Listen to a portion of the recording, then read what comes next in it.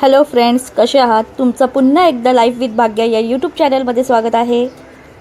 माझी मुलगी ही प्ले ग्रुपला जाते। अवघ्या 2-3 तासासाठी मी माझ्या मुलीला टिफिनमध्ये काय देते हे आज आपण पाहूया। तर आज मी तिच्या डब्यात देणार आहे शिरा। चला तर मग सुरू करूया। इथे मी घेतले केळं, 1 कप रवा आणि थोडे ड्रायफ्रुट्स। इथे मी मंद आचेवर 2 टेबलस्पून तूप वापरून रवा चांगला भाजून घेणार आहे। आणि इथे मंद आचेवर रवा हलकासा गोल्डन ब्राउन कलर येईपर्यंत आपल्याला भाजावा लागेल। कंटिन्युअसली ही प्रोसेस आपल्याला करायची आहे। आता तुम्ही बघू शकता आपल्या रव्याचा कलर हलकासा चेंज झाला आहे, म्हणजे आपला इथे रवा चांगला भाजून झाला आहे।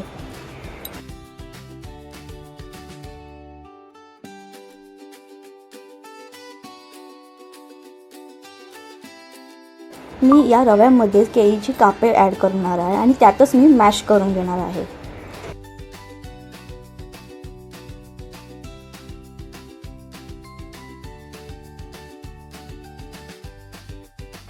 केळं इथे आपल्याला चांगलं स्मॅश करून घ्यायचं आणि यातच मी ड्रायफ्रुट्स टाकले आहे, म्हणजे ते थोडे रोस्ट पण होतील।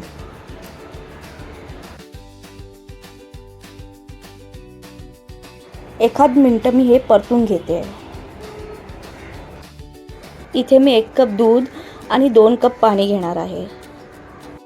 ज्या कपने रवा घेतला त्याच कपने दूध घ्यायचं आहे आणि त्याच कपने आपल्याला 2 कप पाणी सुद्धा घ्यायचं आहे। आता आपण हे मिश्रण एकत्र करून घेऊ। इथे रव्याच्या गाठी पडू नये म्हणून आपल्याला कंटिन्युअसली ते हलवत राहावं लागणार आहे।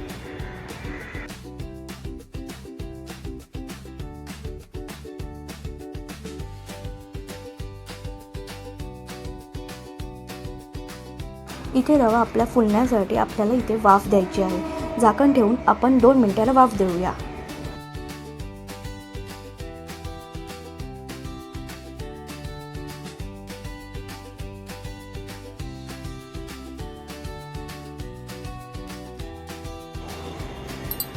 दोन 3 मिनिटांनंतर इथे आपण बघू शकता रवा छान एकजीव झाला आहे आणि छान फुलला आहे।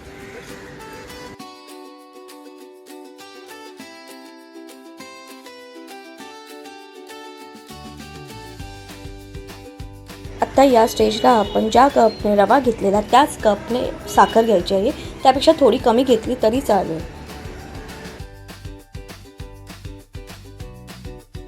इथे मी शिऱ्यासाठी 1 कप रवा घेतला होता आणि त्याच कपने मी दूध सुद्धा घेतलं आणि 2 कप पाणी सुद्धा घेतलं।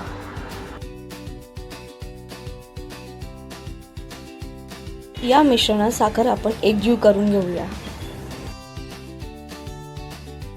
साखर छान इथे एकजीव झाली आहे।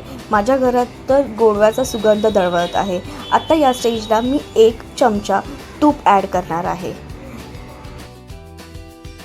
वाव, मस्तच असा गोड गोड शिरा रेडी झाला आहे। तूप मेल्ट झाल्याने तुपाचा अधिक सुगंध इथे येत आहे।